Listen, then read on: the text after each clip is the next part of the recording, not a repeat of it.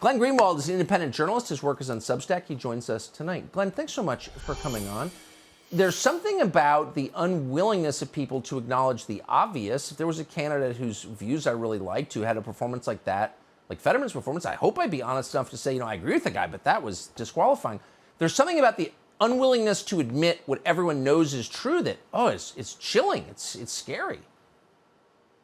Yeah, I think it's a form of power. So often George Orwell was so prescient in what he predicted about how authoritarianism and tyranny would work. And in 1984, the novel we all read in high school, and his warning about how authoritarianism would happen, he described a tyrannical party, and he described as their final and most essential command that you are to ignore the evidence of your own eyes and ears. If you can get a citizenry to do that, to trust what they're told more than what they're seeing and hearing on their own, that is a population that is put into extreme subservience. And I think on some level, the media almost likes being this brazen in their lives. Remember when we all witnessed Joe Biden, who we've seen in public life for 50 years, so obviously suffering cognitive decline, they decided to tell us it wasn't really cognitive decline, that he had a stutter that was never there before. Half the time he doesn't know where he is. Half the time he falls asleep in interviews now. And if you raise any of these things, we're told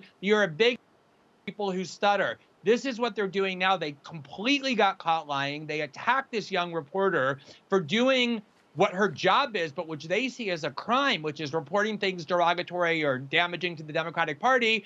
And now they just are so brazen about it that they're going to insist that what you're seeing is not really what you're seeing. I think that's exactly right. That's the heart of it. It's Orwell's observation. Thank you for pointing that out, that if they can make you ignore something you know is true, then they have control over you completely. You're a slave. Glenn Greenwald, thank you very much. Thanks, Tucker.